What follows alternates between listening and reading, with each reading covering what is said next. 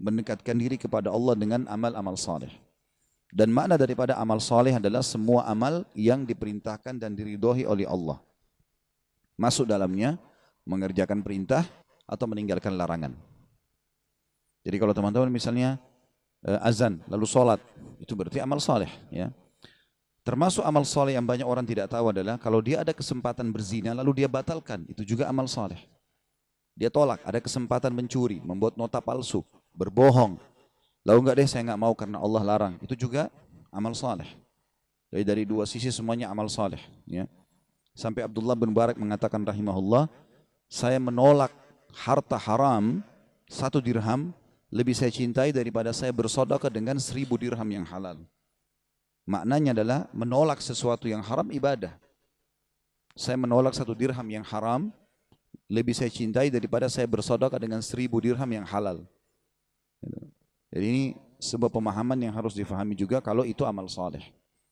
Jadi kalau ada teman-teman yang telepon, yang WA, ajak kepada tempat maksiat, kita batalkan, enggak, saya enggak mau karena agama larang. Apapun godaan mereka, rayuan mereka kita tolak. Kamu alim ya, kamu gini ya, iya, enggak apa-apa. Tapi saya enggak mau karena agama larang. Itu sudah ibadah, itu amal saleh. Menolak keburukan juga adalah amal saleh. Ini makna daripada definisi atau makna daripada judul kita. Zikir teman-teman satu-satunya ibadah yang tidak akan pernah terputus baik di dunia maupun di akhirat. Dan yang kita maksudkan adalah zikir yang sedang dibahas, lisan mengucapkan. Semua ibadah nanti di surga sudah nggak ada lagi sholat, nggak ada lagi puasa, nggak ada lagi haji, nggak ada lagi ibadah jihad.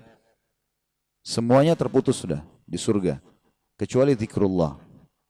Makanya nanti banyak sekali hadis kalau teman-teman baca tentang surga, disebutkan tentang nafas mereka adalah tahmid, ya, hembusan nafas mereka juga begitu, ya, itu zikrullah, artinya tidak pernah berhenti mereka berzikir kepada Allah subhanahu wa ta'ala. Dan ini ibadah satu-satunya akan kita bawa sampai menuju ke akhirat nantinya.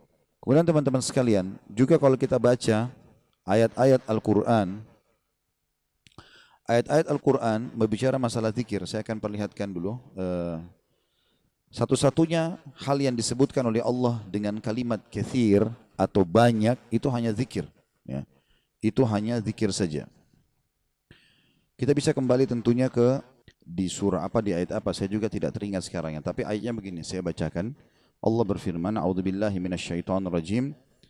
Innal muslimina wal muslimat wal mu'minina wal mu'minat wal qanitina wal qanitat والصادقين والصادقات والصابرين والصابرات والخاشئين والخاشعات والمتصدقين والمتصدقات والصائمين والصائمات والحافظين فروجهم والحافظات والذاكرين الله كثيرا والذاكرات أعد الله لهم مغفرة وأجرا عظيما.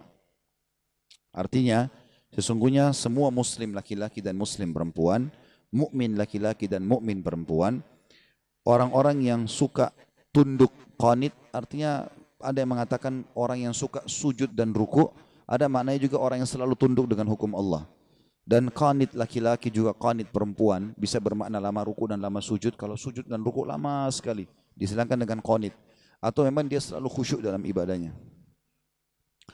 Kemudian was-sadiqina was-sadiqat, dan laki-laki yang suka jujur dan perempuan yang jujur, was-sabirina was-sabirat, dan laki-laki yang suka sabar dan perempuan yang suka sabar, wal khashiina wal khashiat, laki-laki yang suka khusyuk ataupun perempuan yang suka khusyuk, wal mutasaddiqina wal mutasaddiqat, laki-laki yang suka bersedekah dan perempuan yang suka bersedekah, was-saimina was-saimat, laki-laki yang suka puasa dan perempuan yang suka berpuasa, wal hafidina furujam wal hafidhat, dan laki-laki yang suka menjaga kemaluan mereka, tidak berzina, dan perempuan juga yang suka menjaga kemaluan mereka. Kemudian yang terakhir Allah bilang wadz-dzakirinallaha katsira, wadz-dzakirat, dan orang-orang yang banyak berzikir kepada Allah dan perempuan yang banyak berzikir kepada Allah. Mereka dijanjikan pengampunan dan pahala yang besar. Kata para ulama tafsir, perhatikan dari semua sifat-sifat yang disebutkan sifat yang baik ini, hanya zikir saja yang disebutkan dengan katsira. Maknanya banyak. Ya. Sementara yang lainnya cuma disebutkan sifat secara umum. Dan ini sebuah poin yang harus diperhatikan kalau memang selalu Allah Subhanahu wa taala hubungkan kalau zikir itu berhubungan sekali dengan masalah kalimat katsir, banyak. Ya, karena memang kita dilarang berhenti dari zikrullah. Sampai sebagian ulama hadis mengatakan, kenapa kita kalau masuk kamar mandi membaca a'udzubillahi minal khubuthi wal khaba'ith, ya Allah jauhkan kami dari syaitan laki-laki dan perempuan, karena memang di kamar mandi tempatnya mereka suka membuat manusia lalai dengan zikir, gitu kan. Kemudian kenapa kalau keluar kita baca gufranak, pengampunanmu hai Tuhanku? Apa sebabnya? Kita mandi, kita uduk. Kata para ulama, kalimat gufranak ini kita ucapkan karena sempat beberapa saat tidak berzikir kepada Allah. Tidak dianjurkan orang berzikir, apalagi kalau di WC gitu kan. Hanya itu saja sudah cukup kita minta pengampunan sama Allah. Bagaimana dengan orang yang lalai? Mungkin di waktu dia lagi duduk di sofanya, dia lagi di tempat tidurnya, nggak pernah berzikir kepada Allah. Maka tentu lebih, ya tanda kutip di sini, dihardik ya dalam agama kita. Kemudian juga Allah Subhanahu wa taala menyebutkan tentang Nabi Zakaria alaihissalam dalam surah Maryam ini ya. Kurang lebih kalau tidak salah ayat 9 ini, karena dalam tulisan yang saya punya tidak sempat ditulis nama-nama surah dan ayat berapa, tapi insya Allah ini adalah salah satu ayat Al-Quran dalam surah Maryam. Waktu Nabi Zakaria alaihissalam minta dikasih anak, kemudian Allah mengatakan baiklah nanti istrimu akan hamil, dia minta tanda-tanda ya. Lalu kata Allah SWT, a'udzubillahi minasyaitonirrajim tentang Nabi Zakaria, qala rabbi ja'al li ayah. Wahai Tuhanku, jadikanlah untukku tanda-tanda. Qala ayatuka alla tukalliman nasa. Ya, ayat 10 ya. Ayat 10 baik. Jadi ya Allah jadikanlah tanda-tanda untukku. Qala ayatuka alla tukalliman nasa thalathata ayyamin illa ramza. Engkau tidak akan berbicara dengan orang, tanda-tanda kalau istrimu hamil selama 3 hari berturut-turut kecuali isyarat. Jadi Nabi Zakaria alaihissalam subhanallah kalau lagi mau bicara urusan dunia suaranya hilang. Tapi kalau dia bicara masalah zikrullah, mengingatkan orang atau berzikir dengan lisannya, maka suaranya keluar. Makanya Allah bilang wadhkur rabbaka katsira, dan berzikirlah kepadamu dengan banyak, wasabbih bil asyi wal ibkar, dan bertasbihlah kepadanya di pagi dan sore hari. Tapi di sini Allah Subhanahu wa taala menyebutkan kepada Nabi Zakaria, wadhkur rabbaka katsira. Disuruh berzikir kepada Allah dengan zikir yang banyak. Juga Nabi Allah Musa alaihissalam pada saat dia meminta agar adiknya atau saudaranya Nabi Harun diangkat jadi nabi kepada Allah. Nabi Musa alaihissalam faham benar kalau Allah sangat cinta dengan zikir. Makin banyak orang berzikir kepada Allah, maka makin dicintai oleh Allah. Gitu.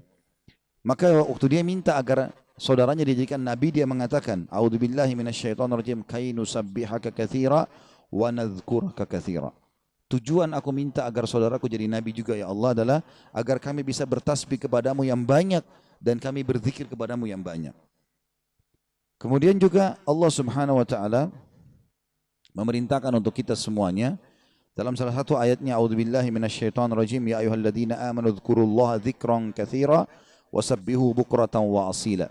Hai orang beriman, selalulah berzikir kepada Allah dengan zikir yang banyak dan bertasbihlah kepadanya di pagi dan juga sore hari. Ya. Begitu pula kita lihat sifat orang munafik lawannya. Katsir artinya banyak, lawan bahasanya adalah qalil. Ya. Itu katsir banyak, qalil sedikit. Apa yang Allah bilang tentang orang munafik? A'udzubillahi minasyaitonirrajim, la yadhkurunallaha illa qalila.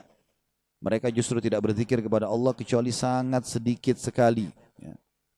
Dalam peperangan untuk menghadapi musuh, wasiat Allah kepada orang beriman, a'udzubillahi minasyaitonirrajim, ya ayyuhalladzina amanu idza laqitum fi'atan fathbutu wadhkurullaha katsiran la'allakum tuflihun. Kunci kemenangannya di sini. Kata Allah, hai orang beriman, kalau kalian bertemu dengan musuh, sudah berhadapan, tidak usah lihat jumlah mereka, tidak usah lihat senjata mereka, maka fathbutu, kokohkan telapak kaki kalian, lawan mereka. Lalu wadhkurullaha katsira. Allah enggak bilang tajamkan pedang kalian, perbanyak busur kalian, canggihkan teknologi kalian, enggak. Allah bilang berzikirlah kepada Allah dengan zikir yang banyak agar kalian menang. La'allakum tuflihun. Kata para ulama, subhanallah, ibadah yang tidak butuh wudu tidak butuh menghadap kiblat, tidak butuh harta, tidak butuh upaya yang besar atau energi, tidak butuh waktu khusus, gitu kan. Dan juga tidak butuh sesuatu yang diberikan sehingga kita bisa menerima sesuatu, adalah zikir. Zikir, dan ini adalah ibadah yang sangat luar biasa yang semestinya seseorang muslim memperhatikan masalah ini. Ini berhubungan dengan masalah makna kalimat zikirnya. Baik, kita akan masuk teman-teman sekalian sekarang ke rincian hadis. Itu tadi dari makna judul yang sedang kita bahas. Hadis ini adalah hadis qudsi dan cirinya adalah sebagaimana sudah kita pelajari dari awal. Rasulullah SAW bersabda, lalu Allah yang maha tinggi atau maha suci berfirman. Potongan pertama yang kita ambil pelajaran adalah ana inda dhanni abdi bi. Aku selalu sesuai dengan prasangkaan hambaku. Ya. Ini kalimat penting sekali teman-teman sekalian. Selalu dengan prasangkaan hamba. Dan kalimat ini sudah coba kita rincikan tadi. Sedikit kita rincikan di footnote nomor 6. Dalam riwayat Imam Ahmad lebih terinci dikatakan, jika dia berprasangka baik kepadaku maka dia mendapatkan kebaikan itu. Dan jika dia berprasangka buruk maka dia akan mendapatkan keburukan. Ya. Maknanya apapun yang sifatnya kita dapatkan teman-teman sekalian sifatnya baik, maka misal kita dapat nikmat makanan, kita dapat nikmat kesehatan, apa saja, lalu kita sangka baik dengan Allah, oh ini berarti Allah sedang melimpahkan nikmatnya pada saya, alhamdulillah. Itu sudah umum orang bisa lakukan. Tapi kalau dia dapat musibah, dia sakit, kehilangan harta, ditipu orang, gitu kan? Dia di sini juga dibutuhkan untuk sangka baik dengan Allah. Kalau dia sangka baik di sini, dia akan dapatkan kebaikan. Misal dia mengatakan, mungkin Allah akan bersihkan dosa-dosaku.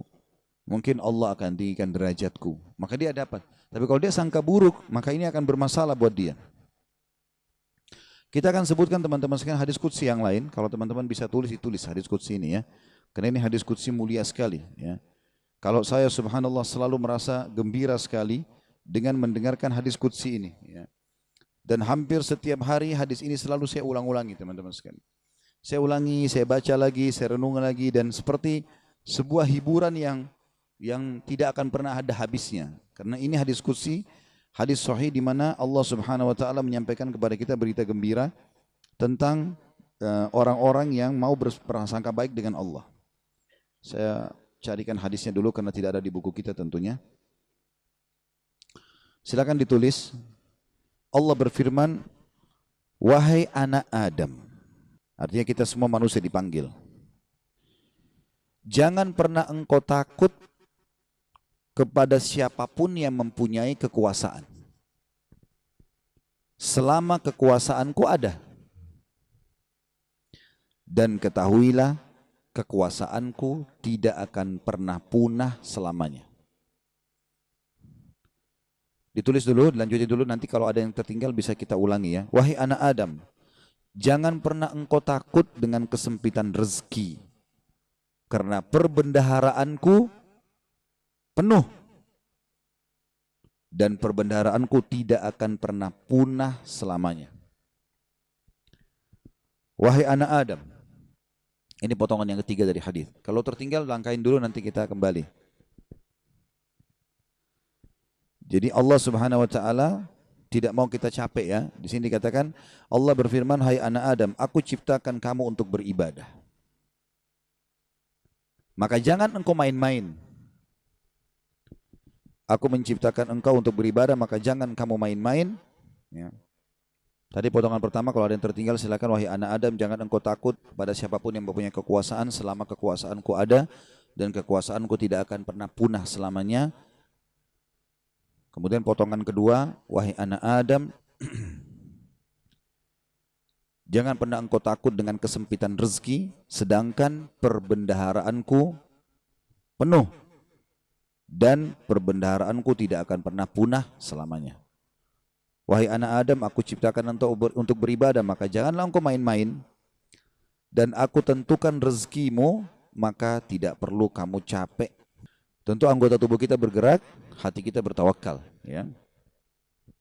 Aku ciptakan engkau untuk beribadah, jangan engkau main-main, dan aku tentukan rezekimu, maka tidak perlu engkau capek.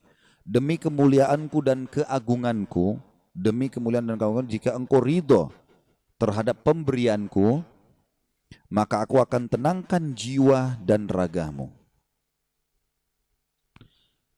Jika engkau ridho ya, terhadap pemberianku, maka aku akan tenangkan jiwa dan ragamu. Jika engkau tidak ridho dan engkau akan mulia di sisiku. Dan engkau akan mulia di sisiku. Jika engkau tidak ridho, tadi ya, demi kemuliaanku dan keagunganku, jika engkau ridho dengan pemberianku, maka aku akan membuat jiwa dan ragamu tentram. Dan engkau akan mulia di sisiku. Tapi jika engkau tidak menerima pemberianku, maka aku akan membuatmu mengejar dunia. Nanti kita ulangi lagi ya. Dan jika engkau tidak menerima pemberianku, maka aku akan membuatmu mengejar dunia. Seperti hewan buas yang sedang mengejar mangsanya di padang pasir. Seperti hewan buas yang sedang mengejar mangsanya di padang pasir. Kemudian tidak akan datang kepadamu kecuali yang sudah aku takdirkan. Jadi kalau kita ridho dengan apa yang Allah berikan, Allah akan buat jiwa kita dan raga kita tenang. Lalu kita mulia di sisi Allah. Tapi kalau kita tidak ridho terhadap apa yang Allah berikan, kenapa ya saya begini ekonomi saya, kenapa ya muka saya begini, kenapa ya badan saya begini, kita berkeluh kesah, maka Allah SWT mengatakan, aku akan membuatmu mengejar dunia seperti hewan buas yang sedang mengejar mangsanya di padang pasir. Kemudian tidak datang kepadamu kecuali yang sudah aku tentukan juga. Makanya capek sekali. Jadi orang beriman itu santai saja. Dia akan dapat semua apa yang Allah janjikan. Tidak perlu capek-capek. Nah, orang yang mengejar dunia berlebihan justru orang karena tidak bisa menerima takdirnya Allah. Atau tidak ridho dengan pembagiannya Allah. Wahai anak Adam, aku telah menciptakan langit dan bumi dan aku tidak pernah sulit menciptakan keduanya. Maka apakah kau pikir aku akan sulit untuk mengurus rezekimu? Ya. Wahai anak Adam, nanti kita ulangi kalau belum ya. Wahai anak Adam, jangan pernah engkau minta rezeki untuk esok hari, sebagaimana aku tidak pernah meminta kepadamu amal esok hari. Wahai anak Adam, sesungguhnya aku mencintaimu, maka atas hak itulah cintailah aku. Ya. Kita ulangi hadisnya. Allah menyebutkan dalam hadis qudsi, ya. Wahai anak Adam, jangan pernah engkau takut dengan siapapun yang berkuasa. Raja, presiden, siapa saja. Selama kekuasaanku ada. Dan kekuasaanku tidak akan pernah punah selamanya. Wahai anak Adam, lanjutan yang potongan duanya. Jangan pernah takut dengan sempitnya rezeki. Sebab perbendaharaanku banyak, penuh. Dan perbendaharaanku tidak akan pernah habis selamanya. Yang ketiga, wahai anak Adam, aku telah menciptakan engkau untuk beribadah. Maka jangan bermain-main. Dan aku juga sudah menentukan rezekimu, maka tidak perlu engkau capek. Jadi di sini anggota tubuh kita berusaha, hati kita bertawakal.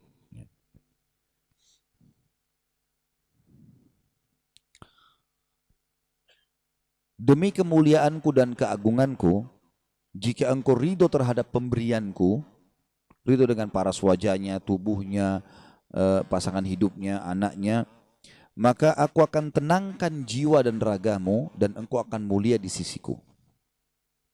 Dan jika engkau tidak ridho terhadap pemberianku, maka demi kemuliaanku dan keagunganku, aku akan bebankan kepadamu dunia, atau aku akan membuatmu mengejar dunia. Sehingga engkau berlari-lari mengejarnya seperti hewan buas yang sedang mengejar mangsanya di padang pasir. Kemudian tidak datang kepadamu kecuali yang sudah aku tentukan.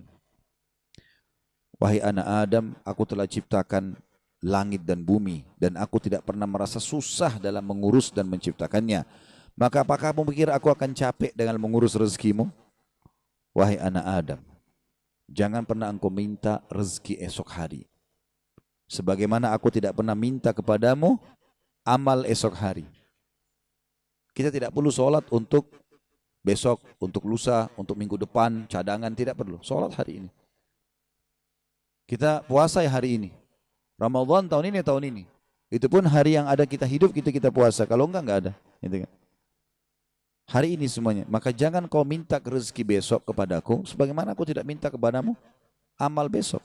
Gitu kan. Lalu kata Allah Subhanahu Wa Taala, penutupan hadisnya, ya, sebagaimana sudah kita sebutkan tadi ya. Wahai anak Adam, aku sangat mencintaimu, maka atas hak itulah cintailah aku. Dan makna cinta artinya mengabdi dan berkorban. Ya, ikutilah perintahku. Apa yang aku perintahkan, apa yang aku larang. Aku perintahkan kerjakan, larang tinggalkan. Ini subhanallah hadis teman-teman sekalian. Setiap kali saya baca, saya pribadi merasa ketenangan jiwa. Udah Allah sudah tentuin semua. Dan ini sesuai juga yang pernah saya sampaikan teman-teman sekalian. Hadis yang perkataan Hasan Basri rahimahullah yang mengatakan, aku selalu tenang dan senang dalam kehidupan dunia karena dua hal. Aku selalu senang dan tenang karena aku tahu ajalku sudah ditentukan oleh Tuhanku. Udah, Allah sudah tahu kapan aku mati. Udah enggak usah aku pikirin kapan mati itu. Beramal saja. Aku selalu senang dan tenang dengan itu. Aku sudah tahu ajalku sudah ditentukan oleh Tuhanku, maka aku tidak perlu memikirkannya. Dan aku selalu senang dan tenang karena rezekiku sudah ditentukan oleh Tuhanku, maka aku tidak pernah berpikir untuk diambil oleh orang lain. Jadi kalau teman-teman misal lagi masuk dalam satu proyek berdua sama temannya, atau berapa orang sedang bersaing, lalu kemudian dia gagal, teman-temannya dapat misalnya. Jawaban sederhana, belum rezeki, selesai. Karena biar kita berusaha setengah mati nggak bakal dapat itu. Sudah Allah tentuin. Seperti itulah. Dan tadi sudah kita jelaskan di diskusi tadi, kalau kita ridho dengan pemberian Allah, Allah buat jiwa kita dan raga kita tenang. Subhanallah, orang kalau misalnya mau makan udah habis, oh ya sudah, belum rezeki saya. Tenang jiwanya. Kenapa habis, kenapa dimakan, kenapa begini? Sakit hati, perutnya juga lapar. Jadi ini kaidah hidup yang luar biasa yang mestinya kita fahami ya. Di sini makna juga ana inda dhanni abdi bi, saya selalu dengan prasangkaan hambaku. Seberat apapun teman-teman yang sedang kita alami, terimalah berita gembira selama kita beriman, kalau itu pasti kebaikan buat kita. Sampai ada sebuah hadis qudsi yang lain, ya. Kata Nabi SAW, Allah berfirman kepada para malaikat, batasilah rezekinya hambaku yang ini, karena kalau kau bukakan dia akan kufur. Dan luaskan rezekinya hambaku yang ini, karena kalau kau bukakan dia tambah bersyukur. Jawabannya sederhana, berarti kalau kita mau teman-teman sekalian rezeki kita terbuka segala macam, royal di jalan Allah, jangan perhitungan. Allah SWT akan buka, karena Allah tahu ini orang kalau dibukain tidak masalah. Qarun kan begitu dulu, Qarun itu yang diceritakan di dalam Al-Quran tentang kaumnya Nabi Musa yang kaya raya. Sampai di Indonesia pun bahasanya harta karun. Ya. Itu kan namanya Qarun, ditimbun sama Allah dengan harta-hartanya. Ya. Walaupun ahli sejarah berselisih pendapat di mana tempatnya, ada yang mengatakan di laut, di Turki, ada yang mengatakan di Jordan, negeri Syam, dan sebagainya. Ala kulli hal, dia ditenggelamkan oleh Allah SWT. Sampai semua harta tertimbun dikatakan harta karun. Ya. Qarun itu dulu orang soleh, luar biasa ibadahnya sama Allah. Sampai terkenal di pengikut Nabi Musa yang paling alim, termasuk adalah Qarun. Miskin, rumahnya susah, bajunya kotor, makan tiap hari tinggal tunggu orang kasih. Sering Nabi Musa lewat, kirim salam sama dia, tanya kabarnya, titipin makanan. Salah satu dia bilang, hai Nabi Allah, mintalah kepada Allah agar aku diberikan kekayaan. Susah hidup begini. Nabi Musa AS berdoa, baiklah, ya Allah bukakanlah rezekinya Qarun. Allah terima, Qarun bertahap. Diajarkan oleh Allah Subhanahu Wa Taala. Tiba-tiba Nabi Musa AS berikan dia sedikit emas. Ya, kemudian dia transaksikan. Terus dia tertarik dengan emas itu. Dia mulai belajar bagaimana cara mengelolanya emas. Sampai pelan-pelan dia punya kios kecil.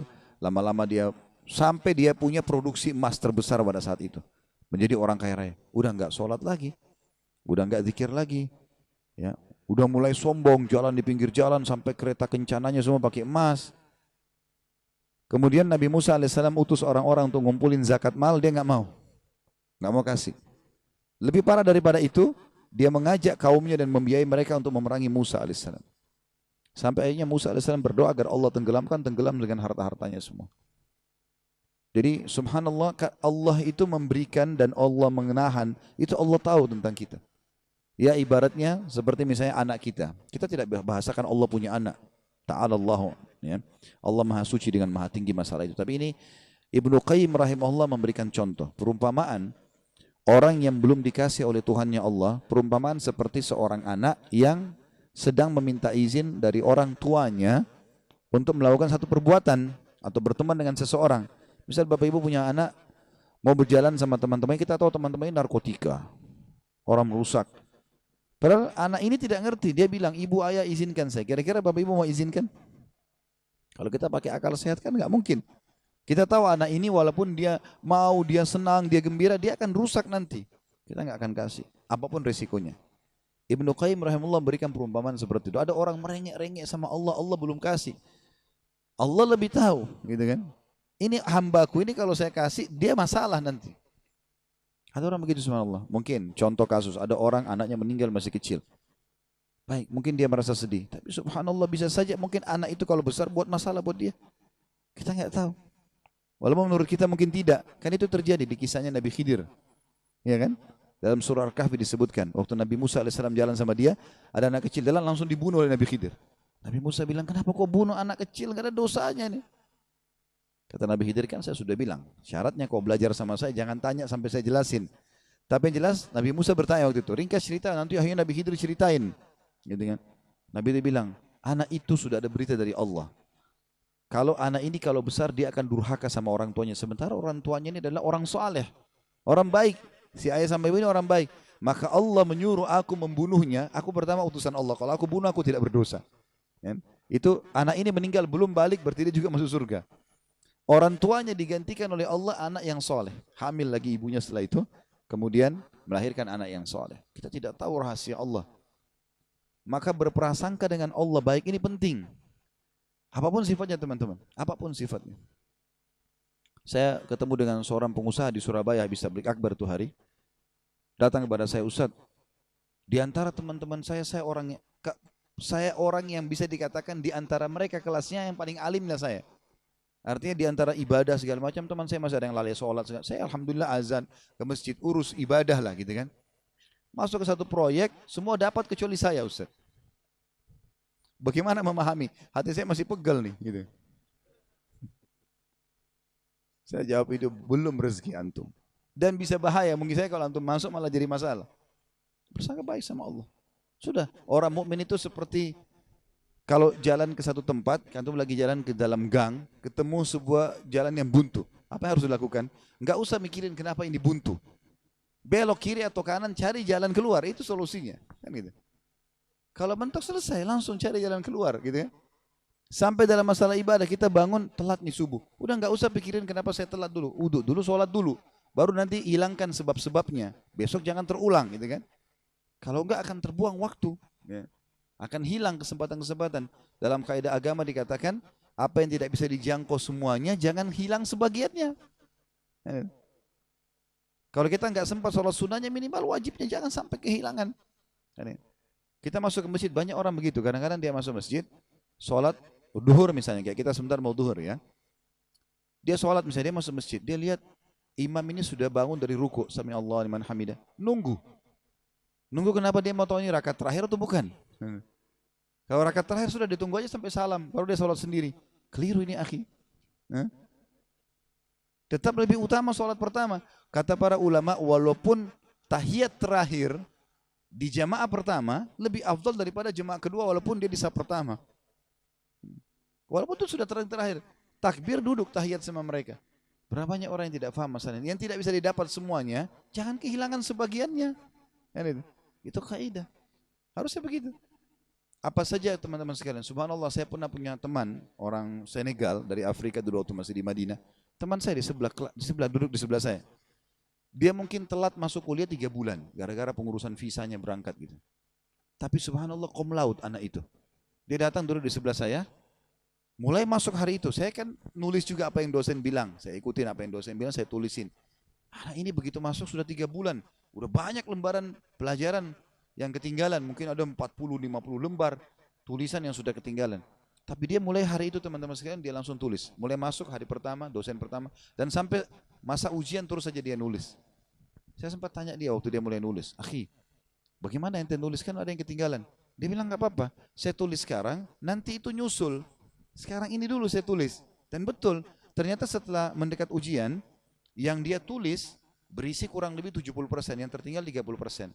30% itu disusul sama dia, diambil tulisan teman-teman yang sudah ada baru disusulin. Jadi yang tidak bisa dijangkau semuanya, jangan kehilangan sebagiannya. Kan gitu. Ada orang begitu subhanallah, ya. Lewat waktu sholat duha sudah kepepet, sudahlah nggak apa-apa, nggak usah deh, besok aja. Jangan, sekarang. Walaupun cuma 2 rakaat, nggak ada masalah. Jangan kehilangan semuanya. Maka itu kejelian dalam memahami itu teman-teman sekalian. Baik.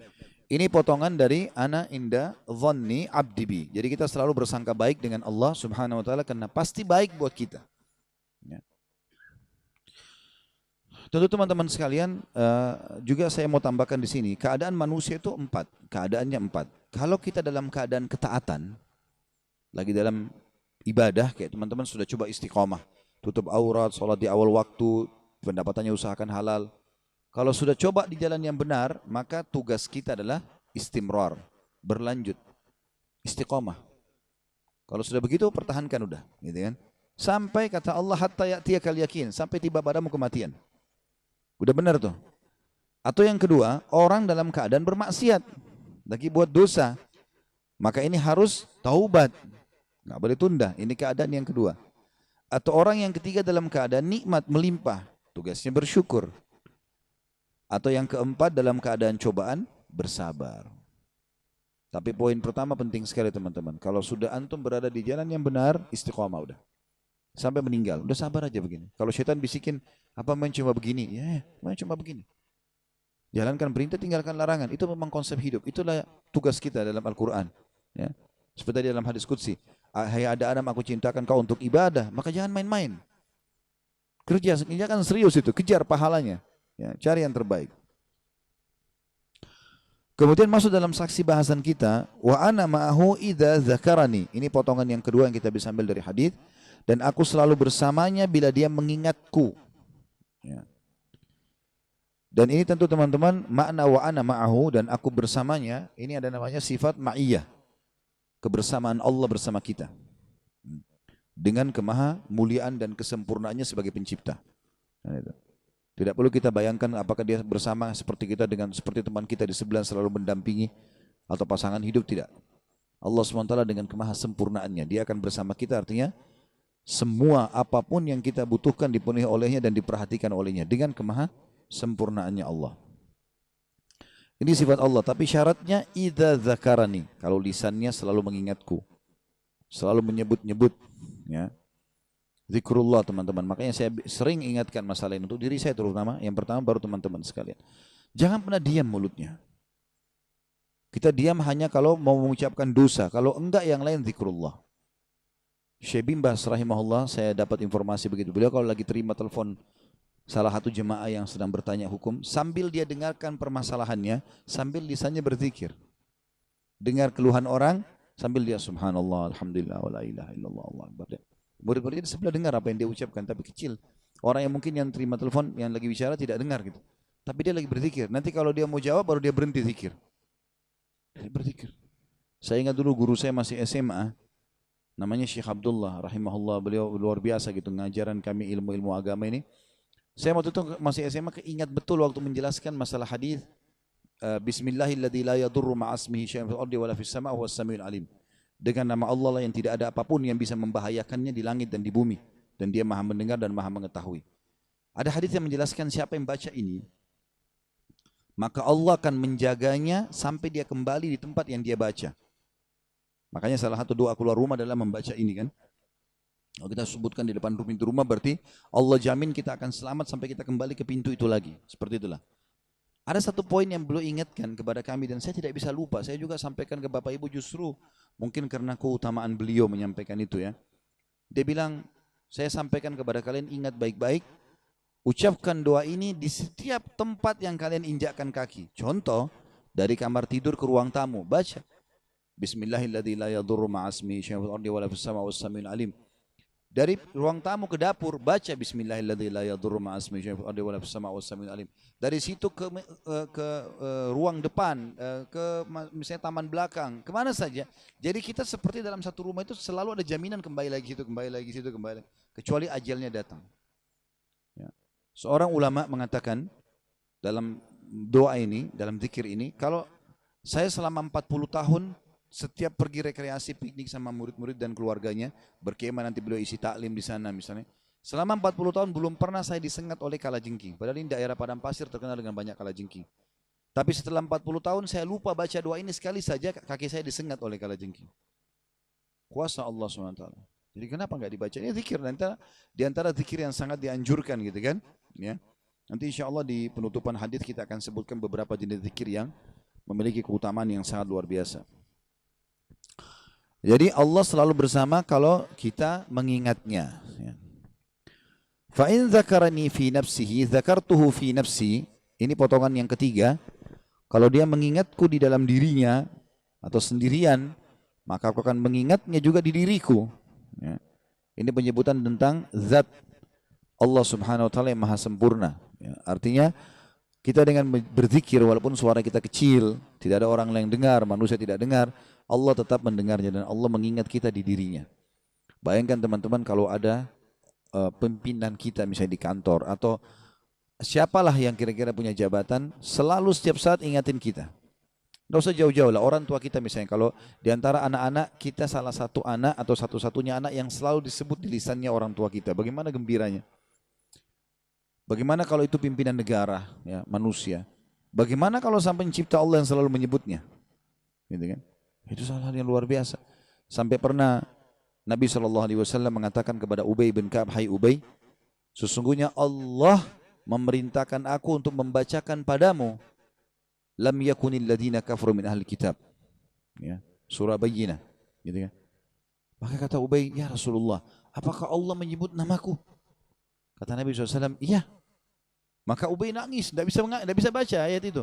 Karena Allah SWT menyebut namanya. Itu luar biasa gitu. Dan itu bukan mustahil. Ya. Dan itu makna daripada kalimat ini. Siapa yang suka menyebutku di dirinya, aku akan sebut dia. Jadi selalu jadi hal yang teringat dan mulia di sisi Allah Subhanahu wa taala. Hampir sama dengan makna tadi ya, hadis kursi yang saya sebutkan, yang saya bilang tulis, hai anak Adam, kalau engkau ridho dengan apa yang aku berikan kepadamu, maka aku akan menenangkan jiwa dan ragamu dan engkau akan mulia di sisiku.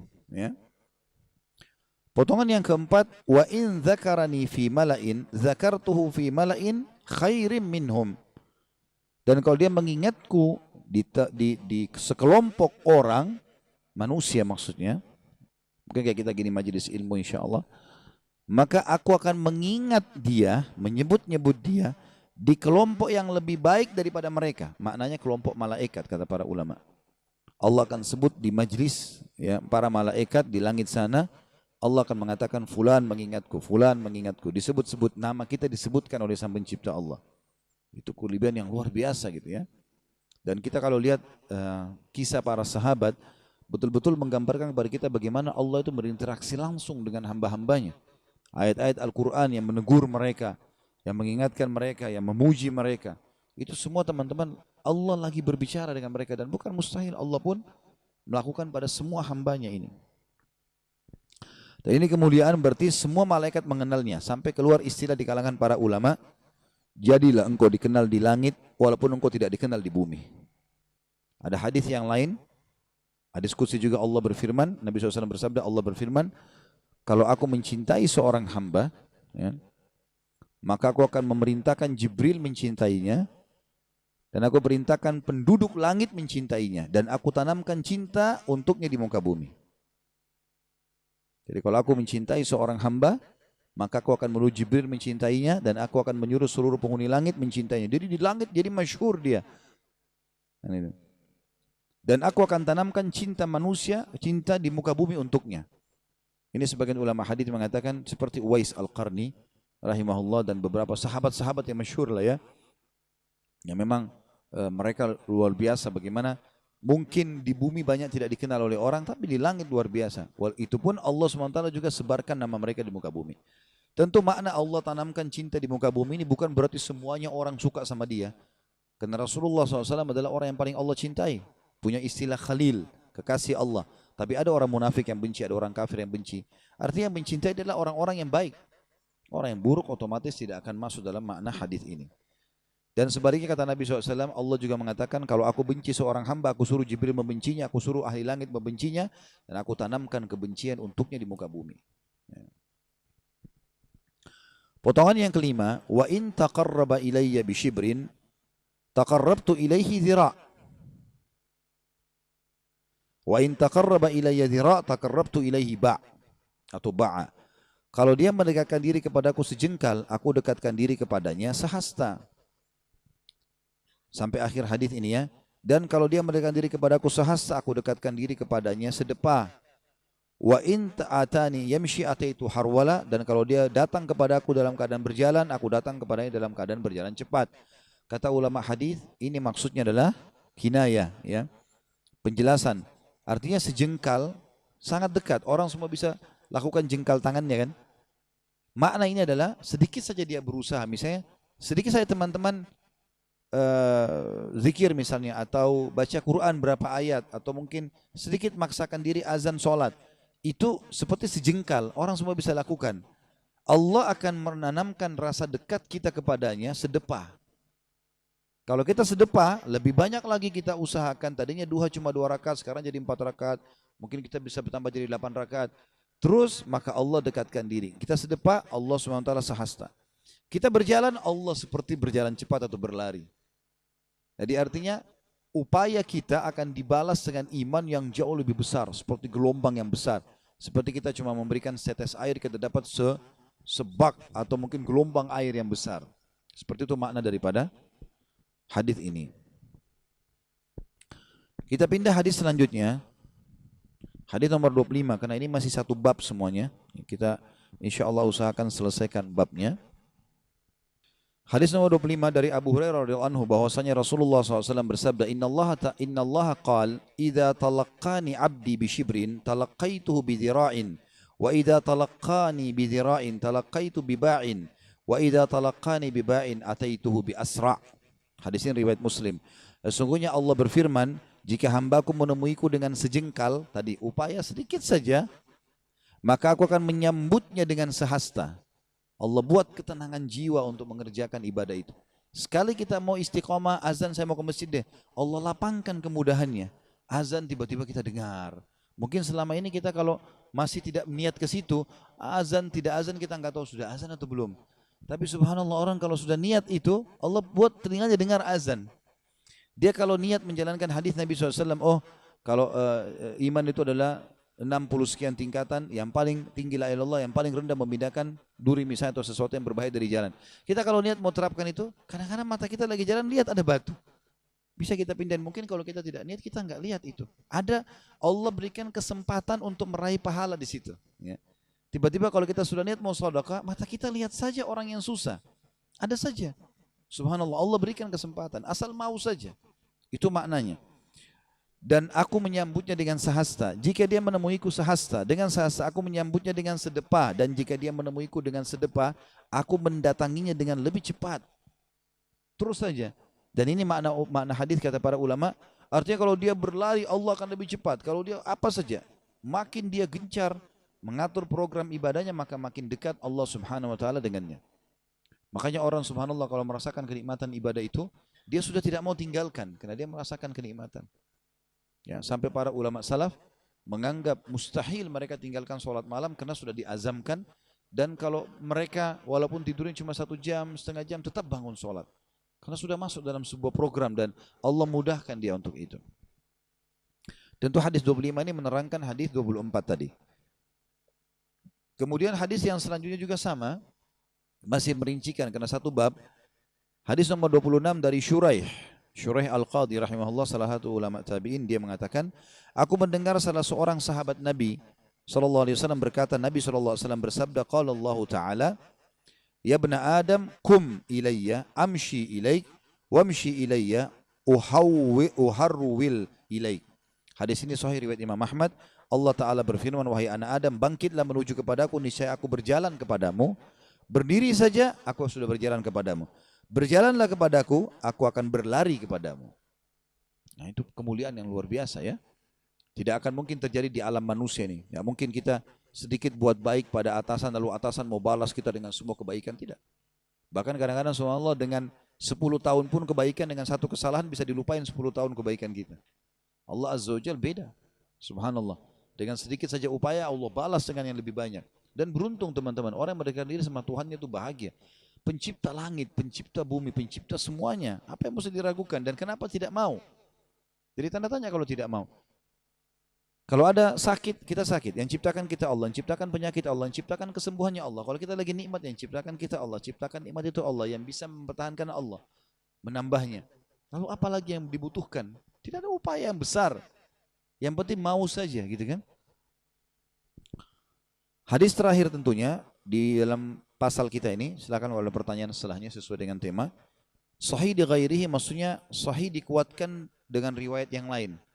Karena ada banyak hadis riwayat yang mungkin masih ditelusuri oleh para ulama, tapi ternyata ada hadis lain yang semakna atau mirip lafadznya yang mirip, maka menguatkan dia. Dia jadi sahih gara-gara adanya hadis ini. Itu makna daripada sahih di ghairihi. Dari Ma'qil bin Yasar radhiyallahu anhu, Rasulullah SAW bersabda, yaqulu rabbukum ta'ala, ya ibna Adam, tafarraq li ibadati, amla qalbaka ghinan, wa amla yadayka rizqa. Ya ibna Adam, la tuba'id minni fa amla'u qalbaka faqran wa amla'u yadayka syugla.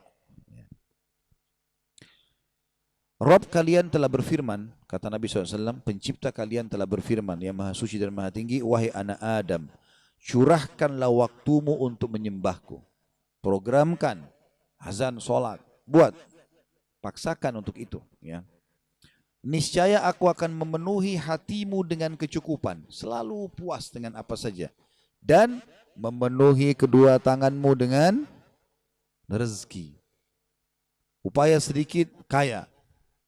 Ada begitu orang subhanallah, sedikit bergerak, sedikit kasih ide kaya. Ya. Allah SWT bukain rezeki di tangannya, gitu kan. Saya ulangi, Rabb kalian berfirman, wahai anak Adam, curahkan waktumu untuk menyembahku. Tobat sekalian. Istiqomah sekalian, tidak usah sedang-sedang, tidak usah tahan-tahan diri, karena waktu terbatas, nggak ada waktu buat kita nggak tahu kapan kita meninggal. Niscaya aku akan memenuhi hatimu dengan kecukupan, hatinya selalu tenang dan tentram, dan memenuhi kedua tanganmu dengan rezeki. Sebaliknya, wahai anak Adam, jangan menjauh dariku, sehingga aku akan memenuhi hatimu dengan kefakiran, selalu merasa kurang, dan memenuhi kedua tanganmu dengan kesibukan.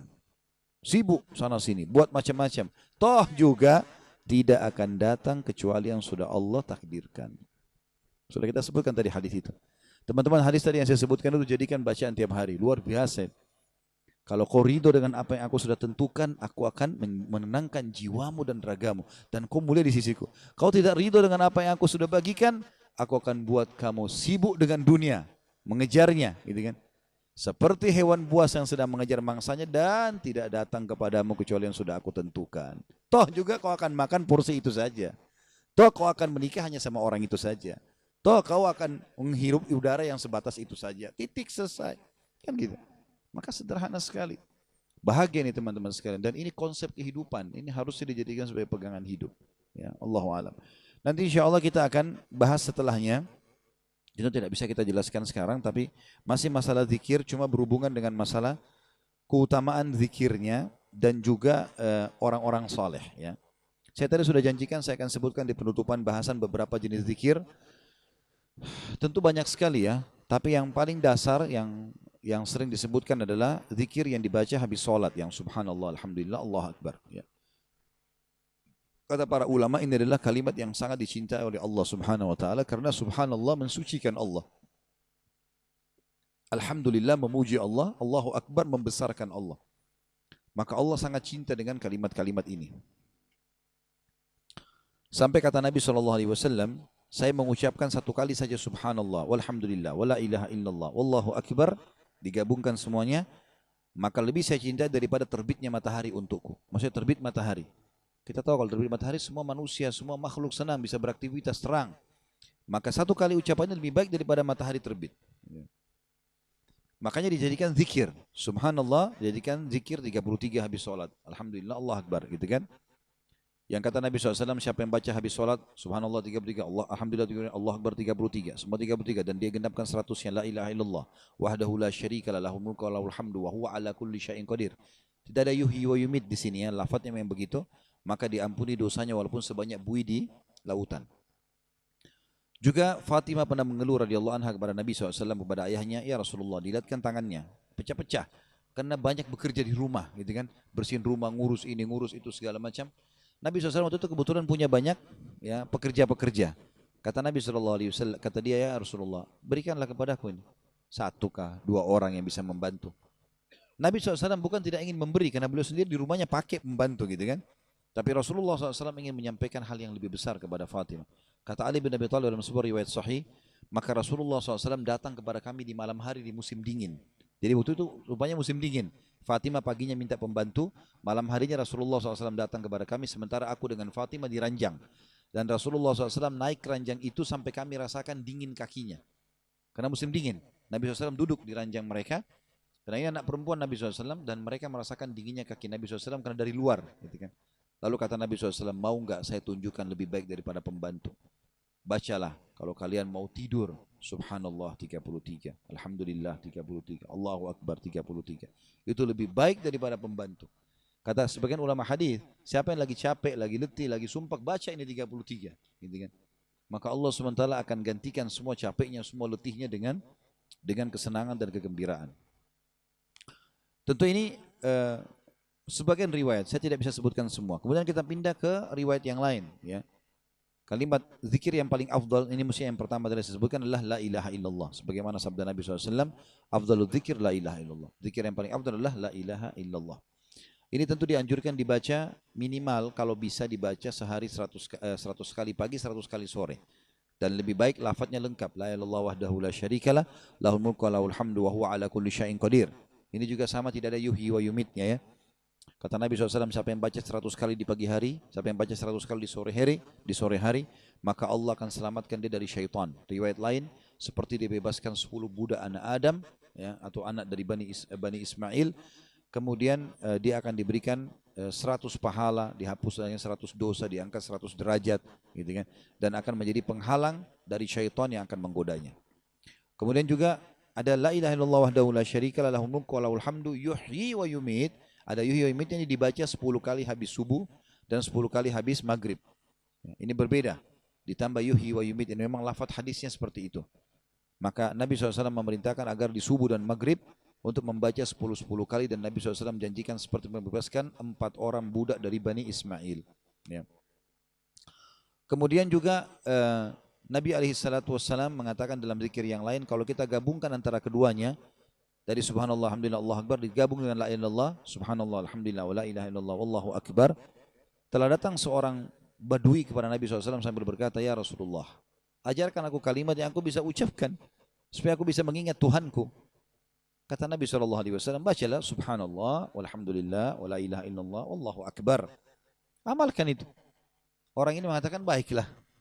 Lalu dia keluar. Waktu dia keluar depan pintu, dia diam. Pintu masjid, kata Nabi SAW, teman kalian sedang bimbang, dia akan kembali. Maka dia kembali lagi. Lalu dia mengatakan, ya Rasulullah, tadi 4 kalimat itu untuk Tuhanku. Untuk aku apa? Kalau aku baca ini dapat apa nih? Gitu kan. Kata Nabi SAW, itu semua untuk Tuhanmu. Tapi setelah itu kamu bisa bilang, ya Allah, berikanlah aku petunjuk. Ya Allah, luaskan rezekiku. Ya Allah, berikanlah aku keselamatan. Maka kata Nabi SAW, engkau akan dapat semuanya. Jadi teman-teman keluar rumah, baca subhanallah, alhamdulillah, wa la ilaha illallah akbar. Ya Allah, berikan aku petunjuk. Ya Allah, berikan aku rezeki. Ya Allah, berikan aku keselamatan. Dapat jaminan dari Nabi SAW. Hanya dengan mengucap. Sekali loh ini. Bagaimana kalau baca 10 kali, 100 kali. Gitu kan? Maka itu luar biasa maknanya. Kemudian kita pindah ke zikir yang selanjutnya. Jadi kita sudah kita sebutkan la ilaha illallah 1, subhanallah, alhamdulillah, Allah akbar. Ini 2, kita gabungin saja. Kemudian yang ketiga, kalau kita gabungkan kedua zikir yang 1 dan 2, subhanallah, alhamdulillah, wa la ilaha illallah akbar. Yang keempat adalah mengucapkan la haula wa la quwata illa billah. Nah, sebagaimana sabda Nabi SAW, la haula wa la quwata illa billah adalah harta atau perbendaharaannya surga. Maknanya orang kalau ucapkan satu kali, kata sebagian ulama hadis, satu kali la haula wala quwata illa billah, itu dia akan mendapatkan semua apa yang Allah janjikan di surga. Dari fasilitas apa saja, makanan, minuman, pakaian, pelayan segala macam. Dengan ucap sekali Allah kasih. Karena makna daripada la haula wala quwata illa billah adalah perbandaharaannya surga. Maknanya dengan mengucapkan sekali dapat semua fasilitas tambahan di surga. Kalau dia sudah punya satu pelayan jadi dua pelayan. Dia punya makanan sekian porsi, dia akan dapat dobelnya dengan mengucapkan itu. Dan Umar bin Khattab adalah paling gemar kalau mengutus pasukan selalu mengingatkan. Ingatlah, jangan kalian bermaksiat kepada Allah. Bertakwalah. Karena perbedaan kalian dengan musuh kalian adalah di ketakwaan kalian. Kalau dihitung dari senjata, dihitung dari pasukan, pasti kalian akan kalah dari musuh. Tapi memang sudah begitu sifatnya jihad dari dulu ya. Selalu pasukan kita lebih sedikit, senjata kita lebih sederhana. Itu sudah umum. Kata Umar, yang membuat kalian menang justru karena ketaatan kalian dan kemaksiatan musuh kalian. Kalau kalian juga bermaksiat kepada Allah, maka pasti musuh kalian akan mengalahkan kalian. Karena mereka lebih banyak dari jumlah dan senjata. Kan gitu. Lalu kata Umar, perbanyaklah la haula wala quwata illa billah. Seorang sahabat pernah datang kepada Nabi SAW sama istrinya. Waktu pasukan Nabi SAW pulang dari perang, ada pernah Nabi utus SAW pasukan lalu kembali. Semua anggota pasukan kembali kecuali anaknya, bapak dan ibu ini. Datanglah keduanya kepada Nabi SAW mengatakan, ya Rasulullah, semua pasukan kembali kecuali anak kami. Kami sedih nih, mungkin dia disiksa sama musuh. Kalau dia pasti mati syahid gak ada masalah. Tapi sekarang teman-temannya gak ada yang tahu nih, gitu kan? Apa yang harus kami lakukan? Kata Nabi SAW, pulanglah dan amalkan sama istrimu, la haula wala quwata illa billah. Ucapin itu. Dia pulang, dia bilang, dia sampaikan sama istrinya, lalu dia amalkan. Dia bilang sampai kami ngantuk, ucapin terus la haula wala quwata illa billah. Terus diulangi sampai ngantuk. Waktu kami tertidur, di tengah malam kami dengar suara ketukan pintu. Begitu kami buka ternyata anak kami di depan pintu. Lalu kami tanya, nak, bagaimana ceritanya kamu bisa selamat dari musuh?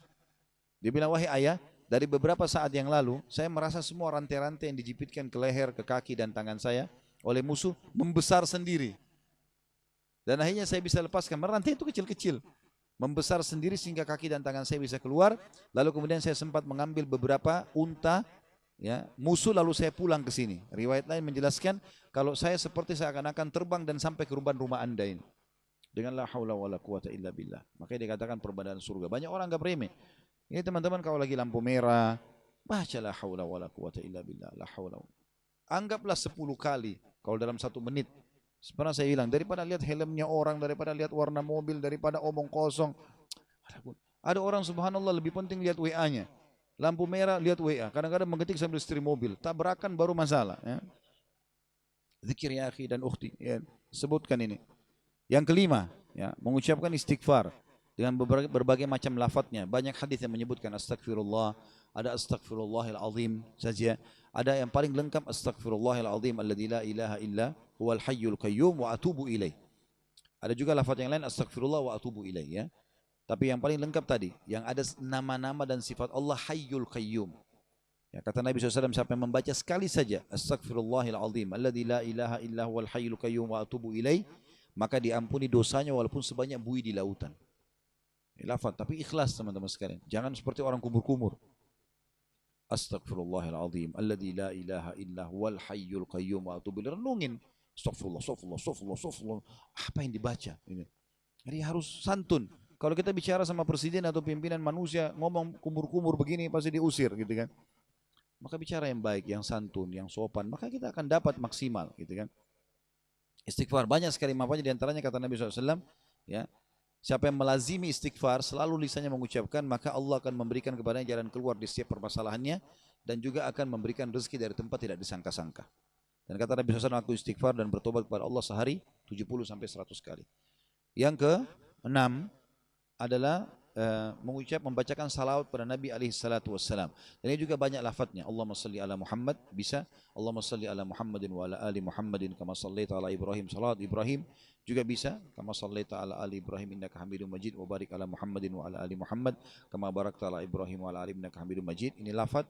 Lafaz yang lain riwayat Tirmidzi juga berbunyi Allahumma salli ala Muhammadin wa azwajihi wa dzurriyyati kama sallaita ala ali Ibrahim innaka Hamidum Majid, wa barik ala Muhammadin wa azwajihi wa dzurriyyati kama barakta ala ali Ibrahim innaka Hamidum Majid.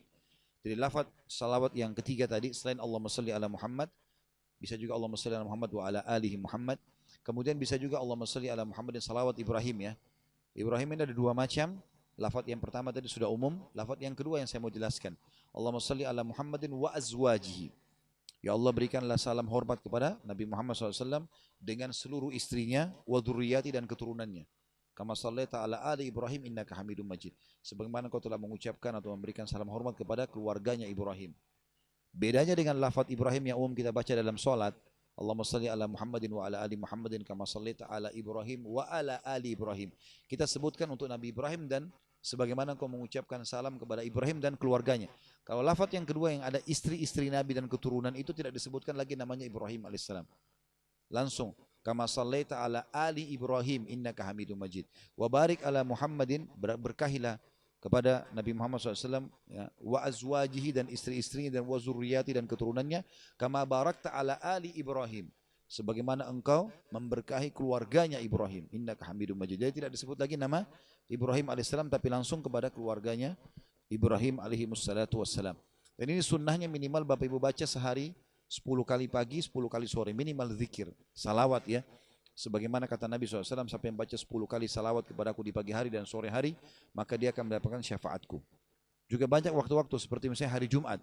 Kata Nabi SAW, hari Jumat adalah hari yang paling mulia, maka perbanyaklah salawat kepadaku. Karena siapa yang baca sekali salawat, maka dia akan dibalas 10 kali ya rahmat atau tambahan karunia dari Allah Subhanahu Wa Taala. Kemudian juga kata Nabi SAW, ragama anfum bri'in man idza dzukirtu inda walam yusallim alayya. Sungguh terhina seorang hamba yang mendengarkan namaku disebutkan di hadapannya lalu dia tidak mengucapkan salawat padaku sallallahu alaihi wasallam. Kemudian juga lafaz yang setelahnya yang ketujuh adalah setelah salawat kita membaca subhanallahi wa bihamdi. Ini saja subhanallahi wa bihamdi. Maha suci Allah dan segala puji baginya. Ini kata Nabi SAW kalau dibaca 100 kali 100 pagi sore ya. Masuk dalam zikir pagi sore kata Nabi SAW siapa yang baca subhanallahi wa bihamdi 100 pagi kali 100 kali di pagi hari 100 kali di sore hari maka dia akan datang pada hari kiamat membawa pahala. Tidak ada orang yang menyamai pahalanya kecuali orang yang berbuat seperti dia atau lebih. Artinya saking banyaknya pahalanya ya. Siapa yang baca subhanallahi wa bihamdi 100 kali di pagi hari dan 100 kali di sore hari, maka dia akan datang hari kiamat membawa pahala. Tidak ada orang yang menyamai pahala dia kecuali orang yang berbuat seperti dia atau lebih. Ya. Kemudian lafaz yang ke-8 adalah subhanallahi wa bihamdi subhanallahil azim. Mirip tadi coba ditambah dengan subhanallahi azim ya. Kata Nabi SAW, kalimatani khafifatani alal lisan, thaqilatani fil mizan, habibatani ar-Rahman, subhanallahi wa bihamdi, subhanallahil azim. Dua kalimat yang ringan di lidah, ya, berat di timbangan dan dicintai oleh Allah, subhanallahi wa bihamdi, subhanallahil azim. Ya. Lafaz yang ke-9 adalah kita membaca, intinya adalah kita istiqomahkan insyaAllah. Subhanakallahumma bihamdika, asyhadu an la ilaha illa anta astaghfiruka wa atubu ilaik. Wassalamualaikum warahmatullahi wabarakatuh.